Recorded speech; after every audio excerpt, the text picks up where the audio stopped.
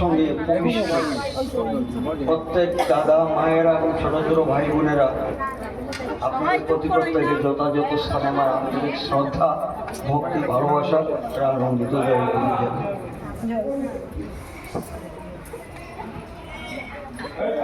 আজ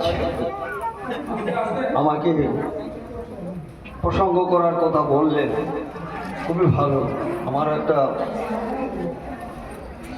অতি সৌভাগ্য, কিন্তু যদি প্রসঙ্গটা একটা ধারা নিয়ে বলতেন সুবিধা হতো আমার জন্য। আমি কি নিয়ে বলবো? কারণ আমরা প্রত্যেকেই জানি নদীতে জল থাকে, সাগরে জল থাকে, আমরা সবাই জানি। কাজেই নদীতে যে জল থাকে আর সাগরে যে জল থাকে, এটা বিশ্লেষণ না করলেও চলবে। কাজেই আমরা যাকে কেন্দ্র করে আজকে এখানে সমবেত হয়েছি, পরম প্রবাসী ঠাকুর অনুকূলচন্দ্র, এখানে যারা আছেন আমি সহ আমরা সবাই জানি ঠাকুর তবে কি এবং কেন আমরা ঠাকুরের কাছে আসছি।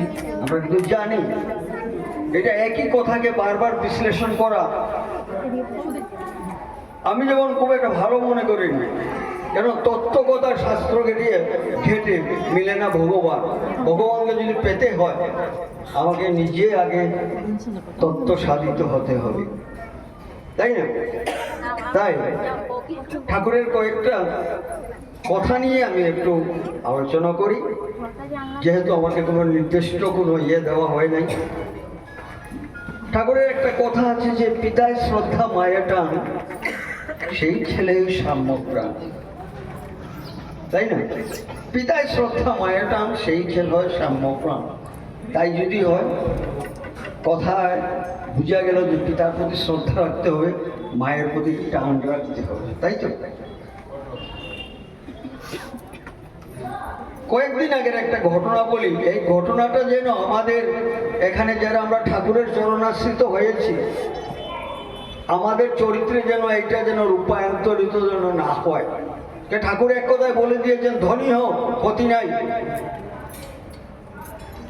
ধনী হোক ক্ষতি নাই। কিন্তু আরেকটা কথা বলে দিয়েছেন, অহংকারী ধনী মলিনতার দাস কিন্তু বলে দিয়েছেন। আমাদের কিন্তু সেই দিকে লক্ষ্য রাখতে হবে। আমি গায়ক হতে পারি, অনেক কিছু হতে পারি, বক্তা হতে পারি, অনেক কিছু হতে পারি।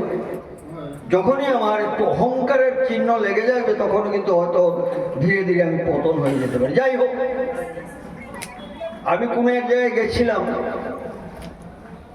এই কাজে গেছিলাম।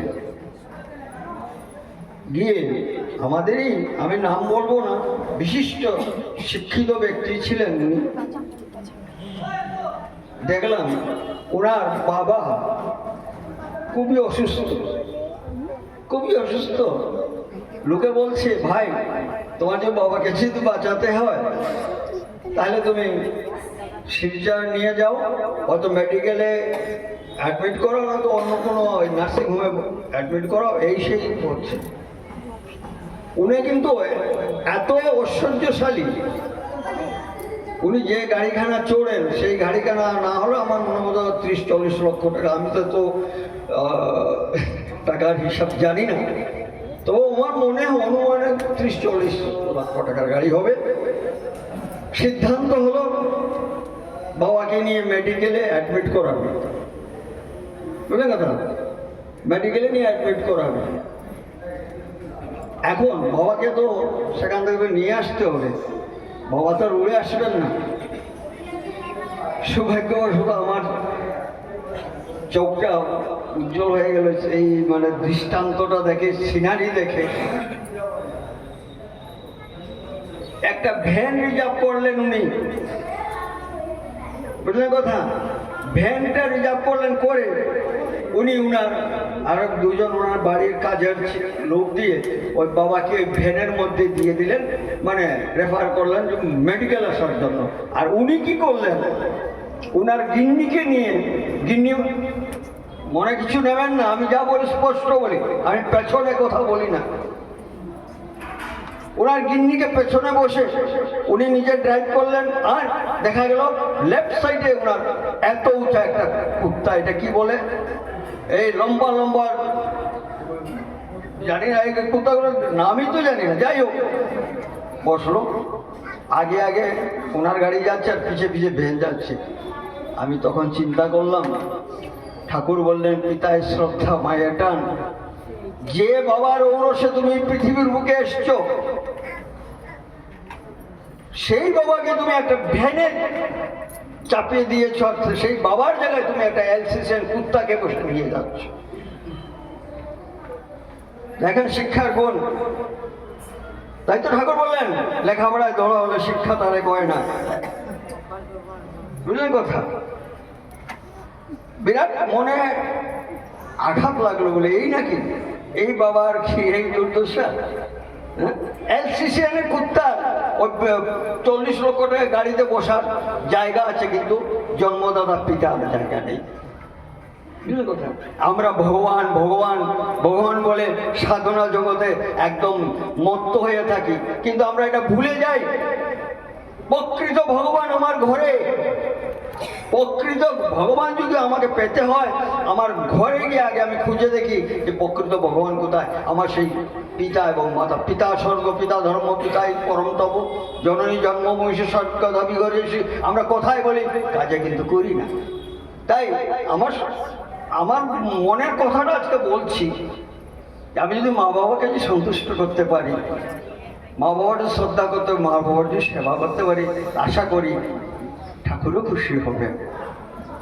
আশা করি ঠাকুর খুশি হবে নাকি? মা বাবাকে অশ্রদ্ধা করলে আর এই ঠাকুর ঠাকুর করলে আমার মনে হয় ঠাকুর খুশি হবেন না। ওই একটু আগে আমার ওই দাদারা হিন্দি ভজন গাইলেন, খুবই ভালো লাগলো, খুবই ভালো লাগলো। কি বললেন উনি? ময়লা চাদর নিয়ে আসলে কোনো কাজ হয় না। একটা কথা আছে না, you are for the Lord not for others, you are for the Lord and stop for others. তা যদি হয় তাই রে আমি ঠাকুরের এখানে ময়লা চাদর নিয়ে আসবো কেন? আমার জন্মই তো হয়েছে ঈশ্বরের সাধনা করার জন্য। You are for the Lord not for others, আমার জন্মই তো হয়েছে ঈশ্বর সাধনার জন্য, কাজে আমি ঈশ্বর সাধনা করবো। যাই হোক, আমরাও কিন্তু বর্তমানে একটা ঈশ্বর সাধনার একটা কিন্তু তন্ত্র বলেন আর মন্ত্র বলেন আমরা পেয়ে গেছি। সেটা কি জানেন? ডিপি ওয়ার্ডস। আমরা এখন যত ডিপি ওয়ার্ডস করবো, আমাদের কর্মটা তত বেড়ে যাবে, ততটা ধর্ম ততটুকু বেড়ে যাবে। কর্মই তো ধর্ম।